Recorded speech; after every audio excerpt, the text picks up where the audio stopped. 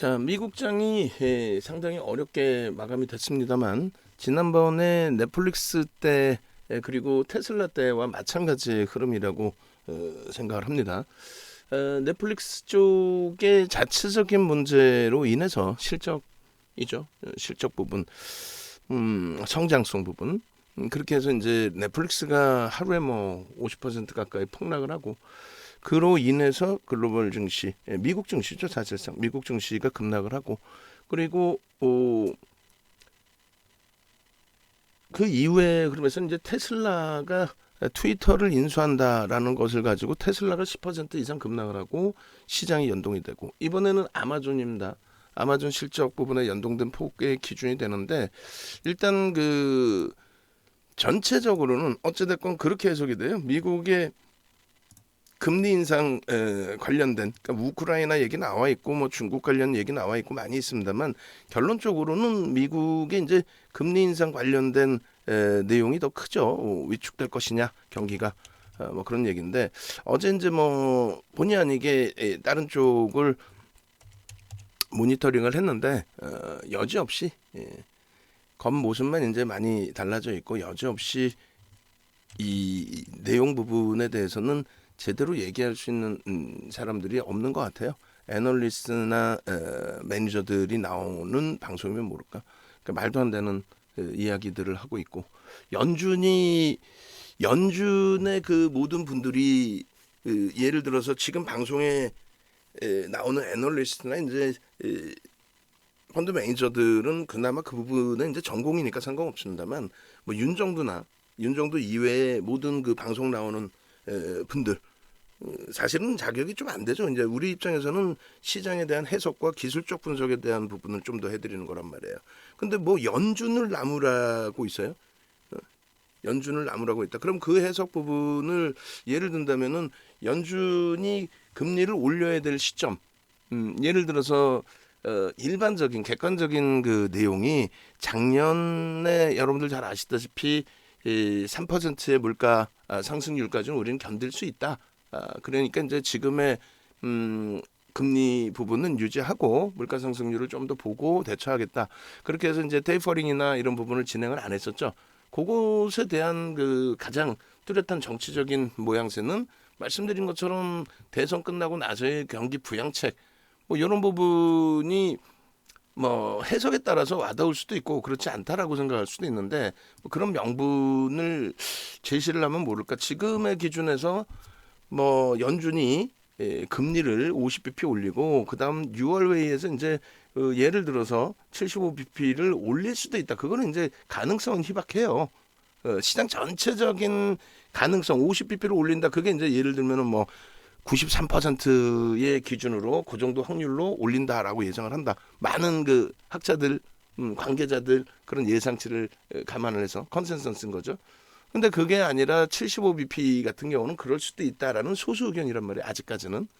근데 이제 그런 부분들에 대해서 뭐 예를 든다면 극단적인 예를 든다면 첫 번째가 뭐 파월 의장이 너무너무 잘못하고 있다. 어디서 감히 파월 의장의 정책이나 또 연준의 정책 자체를 감히 잘못하고 있다라는 표현을 할 수 있는지 저는 제 상식으로는 좀 이해가 안 되고 두 번째 기준 그러니까 그 자격이 되는 사람은 상관없어요. 자격이 되는 사람은 상관없는데 윤정도부터 해서 방송에 나오는 전문가분들의 기준에서는 아직까지 그 영향은 안 됩니다. 그냥 뭐 해석해서 매매성이나 주든 시장 전망이나 정리해서 주면 모를까. 그러니까 두 번째 기준은 연준이 이번에 50bp 올리고 나서 그렇게 되면 경기가 무조건 둔화되니까 그때 연준이 정신 차려서 다시 뭐 비둘기파로 전환한데 말 같지도 않은 소리를 하고 있어요. 금리라는 거는 한 방향성이라고 그랬죠. 한번 올리기 시작하면은 계속 이제 올리는 관점 그리고 정점 인식이 잡힐 때 이제 좀 천천히 가는 그리고 두 번째 기준은 금리가 내려가게 될 때 경기를 부양해야 될 정도로 금리를 인하하게 될 경우에는 지속적으로 내려야 됩니다. 지금의 경우에는 올리는 관점인데 지표가 어때요? 긍정적인데 우크라이나 사태 때문에 한 두세 달 정도는 좀 둔화될 수 있다 이런 내용이죠. 그렇게 되기 때문에 이제 그런 모든 부분을 연준의 뭐 한 분이 또 우리나라 금통위 같은 게 한 분이 결정되는 게 아니라 그것을 그 격이 맞는 분들끼리의 논의, 그죠? 보통 분들이 계세요. 그분들이 예? 뭐 쉽게 얘기해서 노벨 경제학상을 받으신 분들 기준도 있고, 뭐 농담이 아니라, 그죠? 그렇게 해서 그 정책 부분을 설정을 하는 거고, 최대한 경기에 긍정적인 효과를 낼 수 있는, 그러니까 인플레이션이 너무 가파르니까 그거를 이제 와서 잡으려고 하다 보니까 그 부분을 좀 충격 없이 좀 잡아내려고 이번에 50bp 정도는 올리자, 그 내용인 거예요. 그러면 그런 내용들을 이야기를 할 때 예를 들어서 지난번에 말씀을 드렸던 것처럼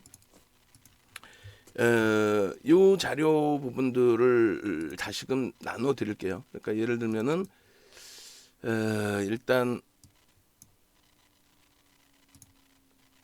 금리나 이런 부분에 대한 내용들 뭐 좀 더 수정을 해놔야 되겠습니다만, 이게 콘레드 강연의 금리의 기준이고 23회차의 63회차 기준인가, 제가 한 번 더 금리를 설정을 해서 드린 게 있는데 요거 말고 새롭게 하나를 드릴게요. 그렇게 해서 뭐 뭔가 정확하게 근거나 명분이 있는 내용에서 이야기를 해야지, 지금 그렇지 않아도 여러분들이 공포감에 휩싸여 있는데 그 부분에 대해서 아무렇게나 뭐 금리를 뭐 이번에 올리면은 어떻게 되고 파월 의장이 뭐 속된 표현으로 정신이 이상하다는 등 그 말 같지도 않은, 트럼프 대통령에 대해서도 지금 여러분들은 여러분들의 소중한 자산을 운영하는 거니까, 예? 그잖아요. 소중한 자산을 운영하는 거니까 지금의 기준에 있어서도 트럼프 대통령의 흐름을, 그분을 좋다 나쁘다를 떠나서 한 가지만 잘 생각해 보자는 거예요. 트럼프 대통령이 정신 나간 사람이에요? 어? 그거를 그냥 옆에서 누가 트럼프 대통령 정신 나갔어. 그러니까 우리 어렸을 때, 연세 있으신 분들은 어렸을 때 삐라라고 있죠. 삐라. 응? 우리 어렸을 때 우리도 세뇌를 당해서 북한 우리 교포들이, 우리 민족이잖아. 같은 한민족. 근데 북한 사람들이 정치하는 분들이 잘못된 거지. 북한 동포가 따발총 옆에다 끼고 앉아 있는 또리 장군이라는 만화가 있었잖아요. 또리 장군 만화 영화. 거기에서 북한 괴뢰 군수해가지고 그냥 그 돼지 이렇게 막 해놓고, 그걸 아마 그 당시 기준에는 김일성 주석이겠죠. 그리고 이제 그 인민군들을 전부 이리처럼 그려놓고, 그게 세뇌라는 거예요. 후진국일수록 그게 먹히고, 북한도 아직까지는 그게 통제가 되고, 그 사이비 종교 집단 보면 뭐 장난 아니잖아요. 그 식으로 그냥 간단 명료하게 얘기하면 트럼프 대통령이 이상한 사람이냐 이거야. 보수 쪽의 집권자들은 어느 국가에서든, 보수 쪽의 집권자들은 글로벌 시장에서는 어느 정도의 욕을 먹게 돼 있어요. 트럼프 대통령뿐만 아니라 부시 대통령들은, 아버지 부시, 아들 부시는 뭐 그렇게 칭찬을 받았나? 아니잖아요. 굉장히 강경하죠. 그럼 보수층이라서 그래. 집권층이. 결론적으로 막연하게 자료도 안 보고 이 금리 인상에 대한, 뭐 단순하지 않아요? 요 조금 이따 올려드릴 겁니다. 이 내용을 설명을 드릴 거예요. 유튜브 이제 링크 이제 보시면 그때. 그렇게 해서 여기서부터 예를 들면 여기까지 금리 인상이 25bp씩 올렸는데 단 한 번도 안 빼고 올린 거야. 단 한 번도 안 빼고 25bp. 그러니까 1년에 8차례의 1년에 8차례의 금리 인상, 그 FOMC 회의가 있잖아요. FOMC 회의 1년에 8번이 있는데 8번 내내 올렸어. 2년 연속. 그리고 한 번 더 올려서 17번. 이해되세요? 그러고 나서 그 다음 금리 올릴 때는 한 번 올릴 때 격차를 두고 올렸단 말이에요. 이게 만약에 인플레이션을 잡아야 되는 게, 인플레이션을 잡아야 경기가 더 긍정적이라고 한다면, 그렇다면은 인플레이션을 잡기 위해서 50bp를 올리더라도, 아니 이 바닥에서 50bp 올려봐야 여기뿐이 더 돼? 이 바닥에서 50bp 올려봐야 여기뿐이 더 돼? 지금 이자락에서도 크게 문제 없었죠. 한 방에 여기까지도 올릴 수도 있는 거야. 그러면 근데 그렇게 올렸다가는 단계별로 올리는 그 충격의 흡수를 받아들여야 되는데 그 충격 흡수를 못 받아들일까 봐 안 올리는 거지. 아니 금리라는 게 무슨 한 번 올렸다가 아닌 것 같아 내려? 또 아닌 것 같아 다시 올려?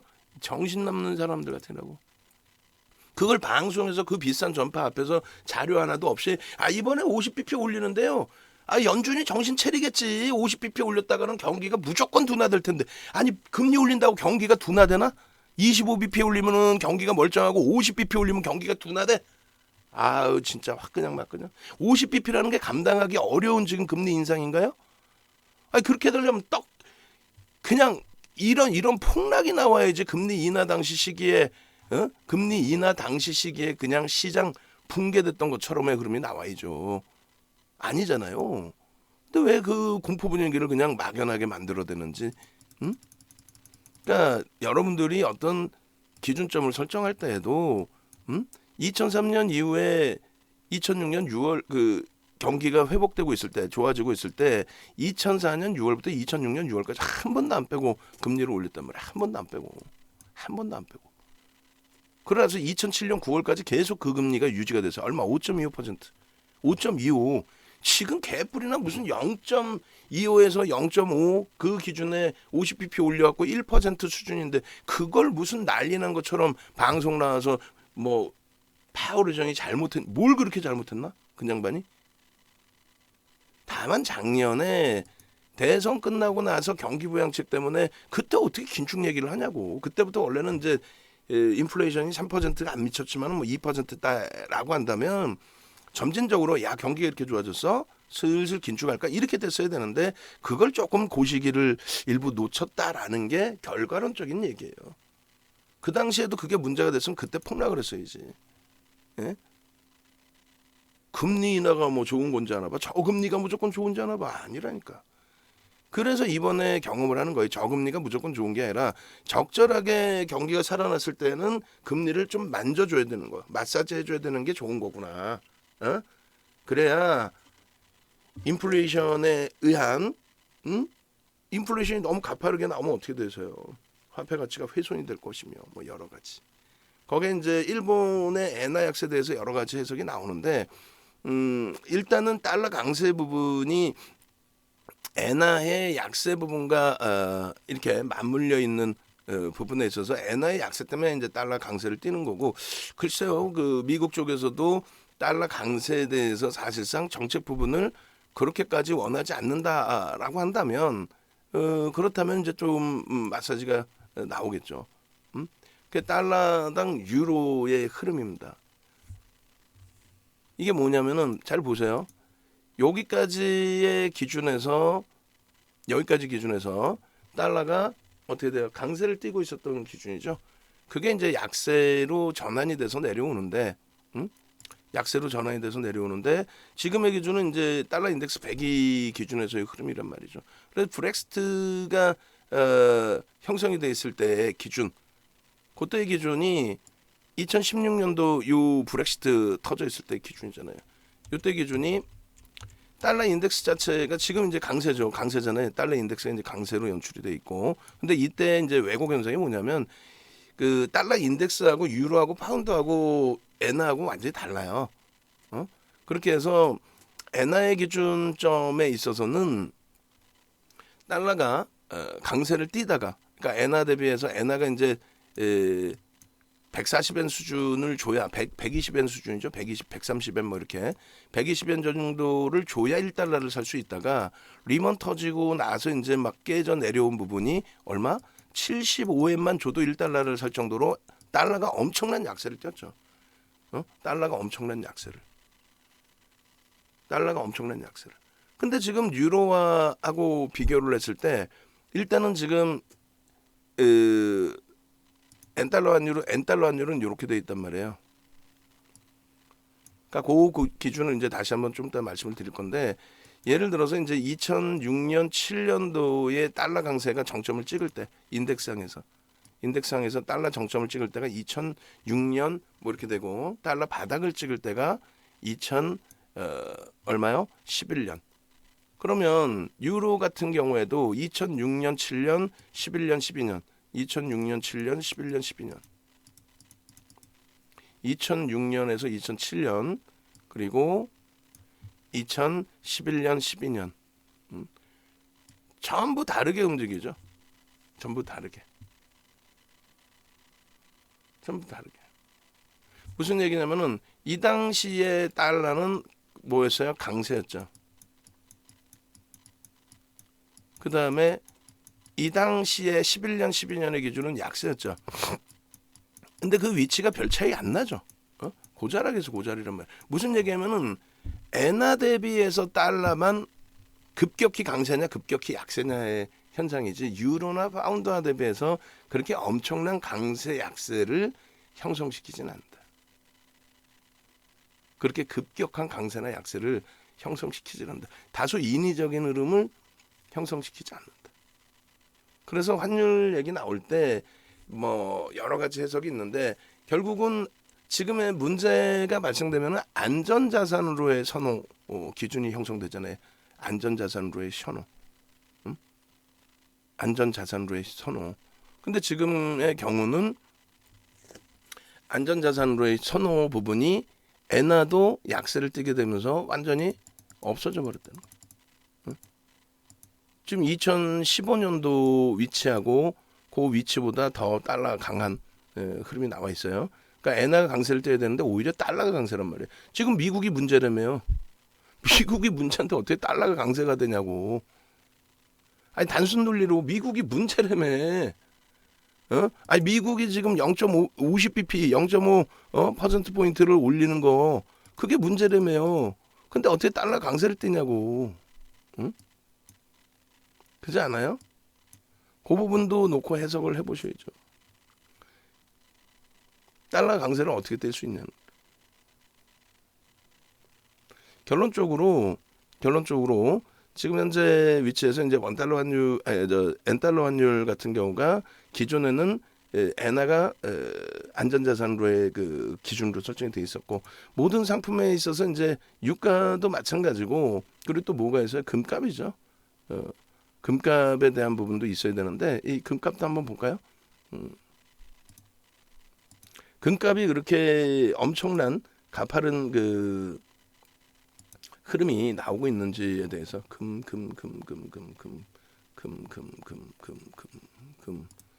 스별로 월봉 기준에서 이게 언제 것까지 나오는지. 자, 2004년 이후에 안전자산으로의 선호 부분들 이렇게 돼 있었고, 그죠? 그러고 나서 이제 지금의 범위의 흐름에서 안전자산으로의 선호 부분이에요? 아니면 인플레이션 효과 부분의 기준이에요?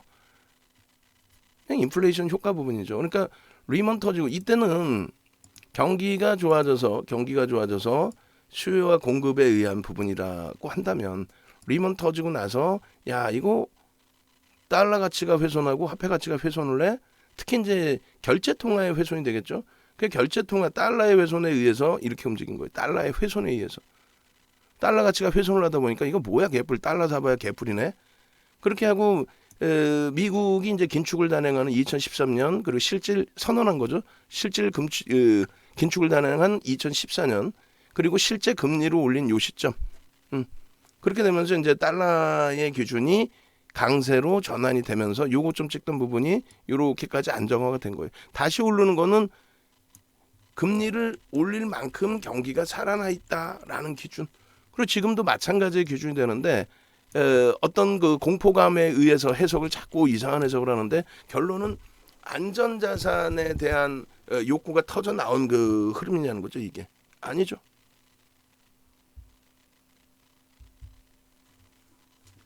결코 아닙니다. 그래서 이 내용은 조금 이따 다시 자세히 올려드릴게요. 자세히. 그래서 안녕하세요.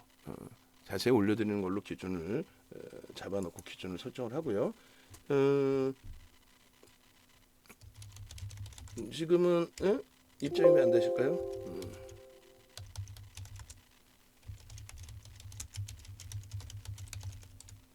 그렇게 놓고 보시고 그 다음에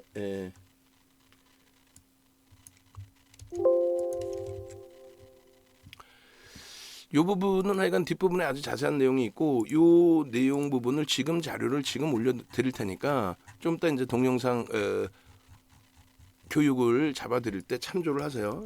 이렇게 해서 제목을 제가 좀 바꿔가지고 다시 올려드리겠습니다. 지금 뭐 시장에 대해서 툭하면 뭐 공포 분위기를 만들어 놓고 뭐 또 이상한 분위기를 만들어 놓고 하는데 그렇지 않아요. 그래서 이월 요 기준은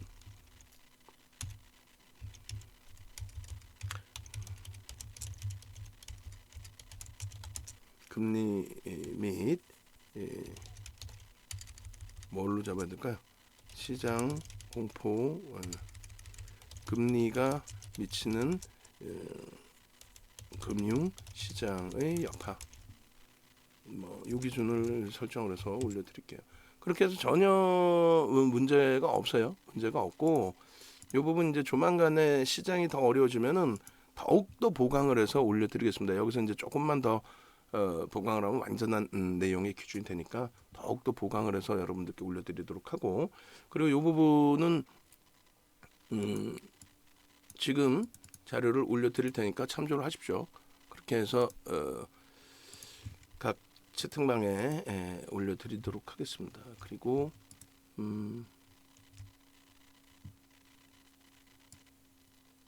우리 정의원님들 방에도 올려드릴게요. 올려드리고,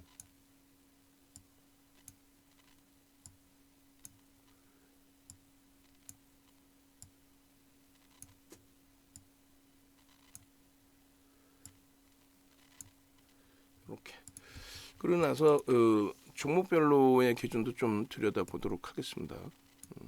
이렇게 해서 잠시만요. 됐죠? 26페이지 기준. 오케이.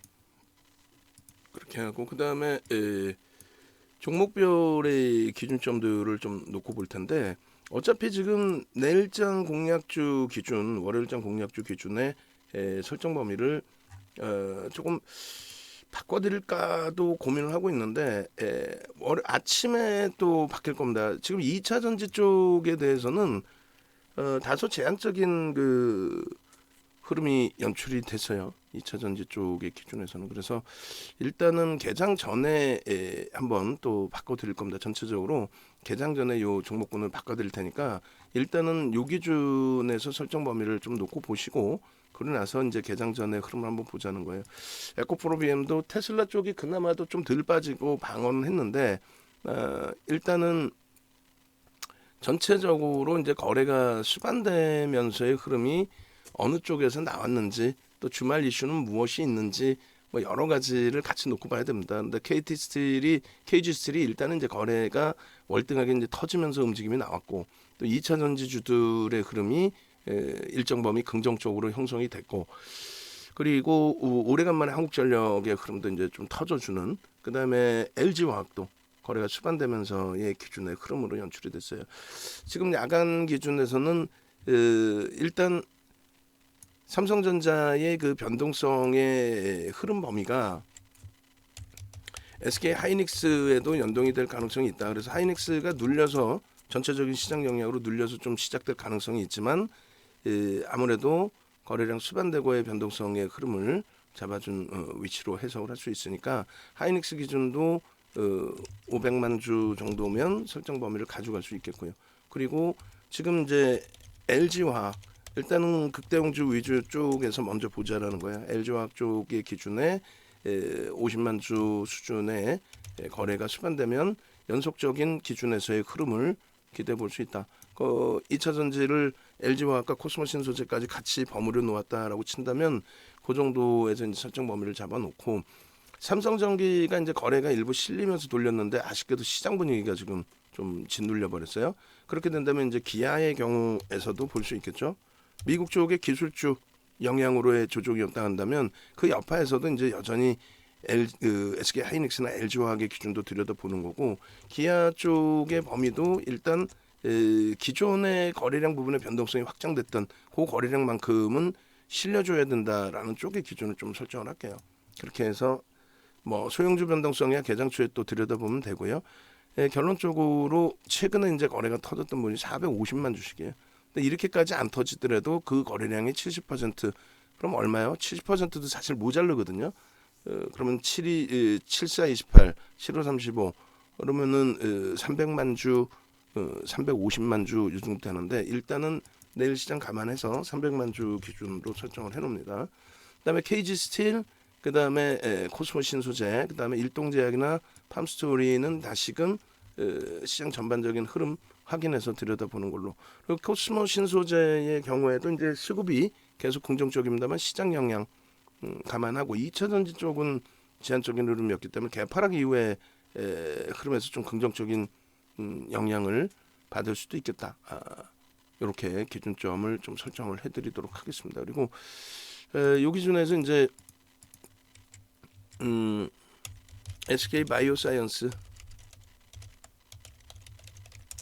기준이 거래량이 일부 이제 수반되면서의 흐름으로 시간에서 소폭의 가격 반발력을 소폭 준 거죠. 그래서 200만 주 설정 범위를 가져갑니다. 시장 그 흐름 감안해서 하이닉스, LG화학 들여다보시고 기아 들여다보시고 변동성의 기준에서는 일단은 SK 바이오사이언스, KG 스틸 그렇게 그리고 나머지 부분들은 추가적으로 개장 전에 바꿔서 올려드립니다. 그래서 이렇게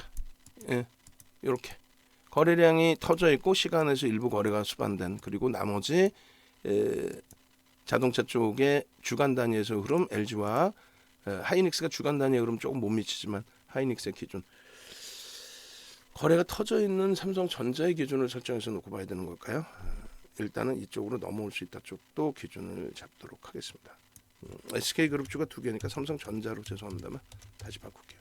개장 전에 다시 한번 기준 잡아서 올려드립니다. 그래서 최소 범위 삼성전자의 기준 2,500만 주 저 정도 등락 범위가 또 나오려면 그렇게 해서 설정을 올려드립니다. 여기도 350만 주로 조금 더 보수적으로 그리고 얘도 50만 주면 될 것 같고요. SK 바이오사이언스, KG 스틸 오케이 이렇게 해서 이제 5월 2일자 공략주 부분을 일부 수정을 해서 올려드립니다. 그렇게 하고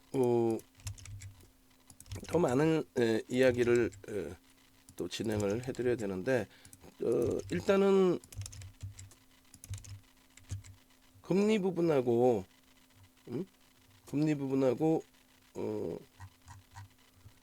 여러 가지 이제 여러분들이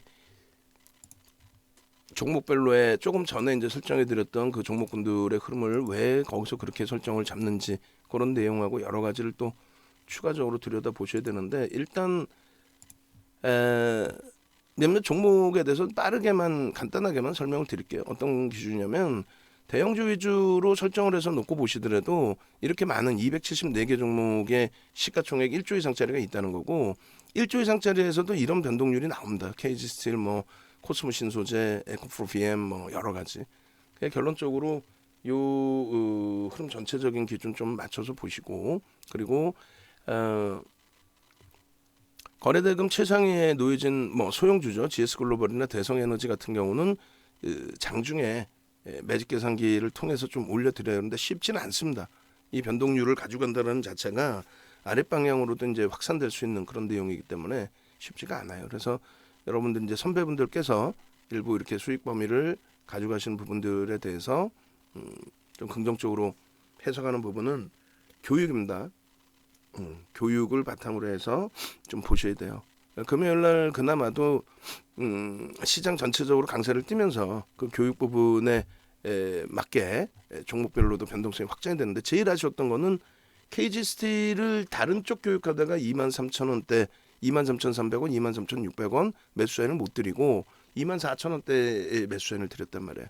그게 이제 제일 아쉽고 26,100원 찍고 이제 밀려 내려왔는데 여전히 이슈는 형성돼 있다. 중간에 한번 이제 변동성이 목요일날 크게 아랫 방향으로 나온 부분에 대해서는 그 부분은 어차피 시장에 노출돼 있던 거죠. 쌍용차 리스크 부분 퇴출될 거냐 아니면 개선 기간을 더 부여할 거냐. 아무래도 개선 기간 부여하는 쪽에 무게감이 실리겠죠. 아무래도 어쨌든 이러한 KG 스틸의 이슈 범위 좀 보고요. 그다음 거래량이 금요일처럼 2,600만 주 그 부분에 대한 70% 수준 대략적으로 뭐 2천만 주 수준까지 좀 실려줘야 되고 그렇지 않으면 이제 4월 6일 이후에 벌써 이미 변동성이 확장돼 있어요. 굉장히 확장돼 있는 겁니다. 바닥 대비 굉장히 많이 올라왔는데 펀더멘탈 외적인 요인이란 말이에요. 대부분. 그래서 철저하게 기술적으로만 대처를 한다. 그래서 월요일장에는 시가총액 극대형주 쪽에서 눌려서 내려오겠지만은 그 부분에 대한 간단한 시황 말씀드린 것처럼 조금 이따 이제 금리에 대해서 깊이 있게 말씀드릴 거예요. 간단한 시황을 말씀드린 것처럼 과하다. 조정받을 이유는 없다. 미국 쪽의 흐름은 자체적으로 좀 변동성이 컸었다. 요거 비교 차트 보시면 자체적으로 미국 쪽의 경우는 유럽이나 일본, 우리나라 대비해서 상승률이 거의 뭐 2배 이상이잖아요. 그 2배 이상의 상승률에서 미끄러져 내려온 폭의 기준이 되는 거고, 지금의 기준은 등락률로 놓고 봤을 때 오히려 미국 대비해서 유럽, 일본, 우리나라가 더 등락률이 깊다. 그래서 미국의 변동률에 그렇게까지 연동되지 않는다라는 쪽의 해석. 물론 이제 유럽장이 미국이 추가 폭락하기 전에 마감이 되긴 했지만, 유럽장은 일단 어찌됐건 목요일에도 또 수요일에도 그런 흐름이었는데, 똑같이 이번에도 유럽장은 안 깨졌어요. 유럽장은 뭐 예를 들면은 미국장이 추가적인 조정이 나올 때 그 이전에 마감이 돼서 그렇다라고도 볼 수 있는데, 미국 쪽의 흐름이 개장 초에 이렇게 보시면은 마이너스 0.8438 이렇게 한 다음에 반등이 거의 없다면 미끄러졌단 말이에요. S&P 500 지수도 그죠? 종가 대비해서 개파락 이후의 흐름이야. 나스닥도 마찬가지. 근데 유럽 쪽 같은 경우에는 보시면은 일단 마감이 그렇게까지 버겁게 끝나지 않았거든요. 그래서 유럽장 봅시다. 여기서 보시면은 세계 지수 독일 닥스 쪽 놓고 보시면은 어떻게 돼 있어요? 반등이야. 유럽 쪽의 기준도 좀 고민을 해보셔야 돼요. 그러니까 무조건적으로 공포감 갖지 말고 무슨 말도 안 되는 내용 갖고 나와서 뭐 금리 이번에 올리고 난 다음에 파월 의장이 아이고 이거 아니구나 해서 또 뭐 어쩌고저쩌고 그런 말도 안 되는 소리 귀 기울이지 마시고 결론적으로 좀 차분하게 정상적인 기준에서 해석을 하자. 그래서 올려드린 자료 또 이제 추가적인 금리 교육 해드릴 테니까 그 교육 이제 조금 이따 들으시고, 그리고 종목별로의 기준에서는 당연히 이제 극대형주 기준에서 시초가 대비 눌려져 내려올 때 시초가 대비해서 시초가 형성되고 이제 돌리는 흐름 속에서의 기준 좀 설정해서 놓고 보시고, 그리고 나머지 이제 부분들의 뭐 KG 스틸이나 이런 쪽의 변동성은 거래 대금을 철저하게 기준 잡아서 대처를 해야 된다. 그래서 결국은 이제 계속 교육을 말씀드리는 건데 이 내용들이 다 교육 자료들이에요, 그죠? 어디서 편입하고 어디서 차익 실현을 해야 되는지. 그래서 결론은 KG 스틸의 거래가 2천만 주의 기준을 설정해서 들여다볼 수 있는 거래 기준이라면 그렇다면은 들여다볼 수 있다. 2천만 주 기준. 그렇게 해서 2천만 주의 거래 기준 그 수준 놓고 보시라고 말씀드리고요. 그 다음에 시간이 없으니까 추가적인 교육 이제 진행한다 치고, 그리고 또 추가적으로 교육 부분이 조금 이제 우리가 바뀌었어요. 바꿔서 해드릴 거 좀 이따 우리 이번에 특별 강의 9개월 만에 진행되는 특별 강의 수강 신청하신 분들 위주에서 좀 설명을 드리긴 할 텐데 요 시간이 좀 바뀌었어요. 그리고 종목별로는 이렇게 한 번씩만 보여드릴게요. GS 글로벌의 현재 위치에 캔들 패턴 보시고, 그리고 문자 사이는 뭐 예를 들어서 이런 식으로 나갑니다. LG화학 이렇게 이런 식으로 이제 LG화학이 나가고, LG화학이 왜 우리가 이제 들여다보느냐의 기준점도 잘 해석을 하셔야 돼요. 그래서 LG화학 그 링크 부분을 좀 올려드릴 텐데, LG화학 링크 부분 보시면은 이런 식으로 교육을 해드리는 링크가 있어요. 저 링크는 꼭 여러분들이 여러분들 걸로 만드셔야 돼요. 이거는 VIP 회원님들도 꼭 필히 보셔야 될 내용의 기준입니다. VIP 회원님들도 그렇게 해서 LG화학 부분에 이제 그 전략 자료도 좀 올려드리긴 할 텐데, 무조건적으로 여러분들이 LG화학 부분에 있어서의 교육 부분은 꼭 보셔야 돼요. 꼭 저 기준을 보시고 여러분들 걸로 만드실 수 있어야 됩니다. 그렇게 해서 참조하시고, 그리고 나머지 부분 이제 더 보면은 LG화학 부분이 그래서 세표령 뜨고 나서의 흐름인데 거래가 수반되고 돌리는 흐름이고, 주봉상으로 장악형 아주 멋들어지게 형성되어 있는 흐름이고, 그 밖에 추가적으로 또 놓고 보셔야 될 부분의 기준이 에코프로 BM 지금 그 꼬리 달고 미끄러져 내려갔다 테슬라의 영향이었죠. 근데 테슬라가 트위터 인수한다는 영향이었기 때문에 꼬리 달고 다 돌려놓은 거예요. 주봉에서 거래 조금 아쉽긴 합니다만 내일 눌리더라도 긍정적으로 보시고요. 그 다음에 교육 후기는 좀 이따가도 또 한번 뿌려드릴 거예요. 그거 꼭 참조하시고 그 밖에 나머지 이제 삼성전기 쪽의 기준도 삼성전기도 마찬가지입니다. 이렇게 거래를 수반하고 샛별형 장대 양봉 이후에 거래 없이 이제 좀 눌렸는데 저 흐름이 좀 눌려질 수 있겠죠. 추가적으로. 근데 기회로 설정을 한다. 문자 말씀드린 것처럼 이런 식으로 발송이 되고 삼성 엔지니어링도 많은 분들이 이런 수익 범위들을 가져가신단 말이에요. 기간이 좀 더디게 좀 오랫동안 걸리더라도 삼성 엔지니어링 기준에 그리고 지금 이 장의 어려운 그 흐름이다라고 했을 때 언제든지 기회를 주는 기준이 되죠. 요 기준의 흐름 요 자락에서도 장악형이 뜰 겁니다라는 그 내용들을 그 이전부터 지금 보시면은 일봉이죠. 이건 주봉입니다. 주봉의 기준에 장악형이 요만할 때에도 더 큰 거래량이 수반한 장악형이 나올 수 있습니다. 왜? 샛별형이 이미 형성돼 있는 과정이니까. 근데 결국은 장악형이 이렇게 커졌고요. 샛별형 이후에 그러면 장대 양봉들이 나온 거예요. 저 캔들 패턴 부분들 다 놓고 보셔야 되고 기아도 올려드린 그 이유가 거래를 수반하고 시세 분출을 폭발적으로 내주고 있기 때문에 이런 식으로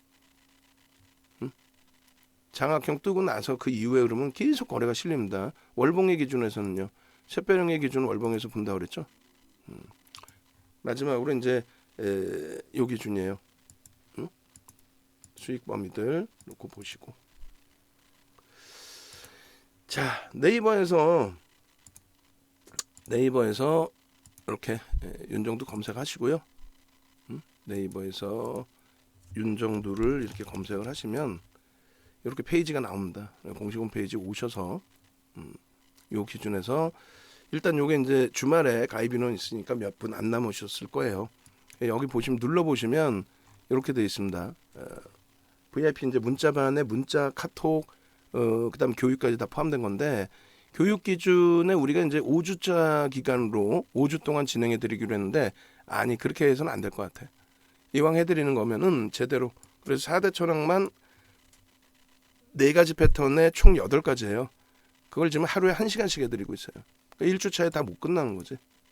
그래서 요 기준을 시간이 걸리더라도 더 길게 해드리고 의견은 다시 한번 여쭤볼 거 좀 이따가 그리고 이제 요 기준에서도 시간이 만약에 더 필요하다면 기초부터 제대로 좀 더 진행을 해드릴 거고 거래량 거래대금까지도 지금 이제 6월 6일 기준에 경인방송 OBS 방송 또 데일리 나가기 전까지 시간이 일부 있기 때문에 최대한 많은 부분을 교육을 해드릴 겁니다.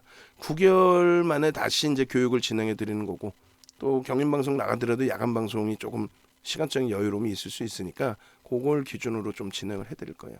그래서 제가 만약에 그 화수목 7시부터 7시 50분까지 이렇게 교육이 있는데 요 시간대는 조금씩 이제 바뀔 수는 있다 할지라도 1년 동안 홈페이지에서 재수강 가능하고 VOD 올려드리니까 평생 보실 수 있고 교재 드리니까 평생 활용하실 수 있고요.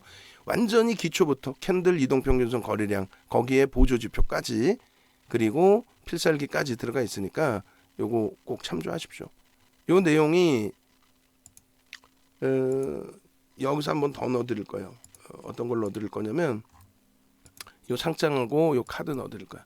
그렇게 해서 세계 기록입니다. 7,681% 수익률 대회에서 8차례 우승하면서 또 2007년도에는 10주 동안에 저러한 그 수익률을 내면서 기준이 잡혔죠. 그래서 결론은 여러분들도 할 수 있다.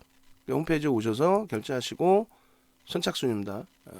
그리고 나는 문자 안 받아도 되니까 된다. 그렇게 하시면 이제 110만 원 기준에 진행을 합니다. 근데 지금 1개월이잖아요. 저쪽은 1+1이고 그래서 이 부분은 오늘 방송 보시는 분들에 한해서만 1+1 그렇게 해서 진행을 해드리고요. 지금입니다. 지금. 그리고 이건 2+1+2달을 더 드려서 이렇게 지금 방송 보시는 분들에 한해서 5분까지만 설정을 해드리겠습니다. 그렇게 해서 월요일부터 함께 움직이시고 교육 받으시고 내 거로 꼭 만드시기 바랍니다.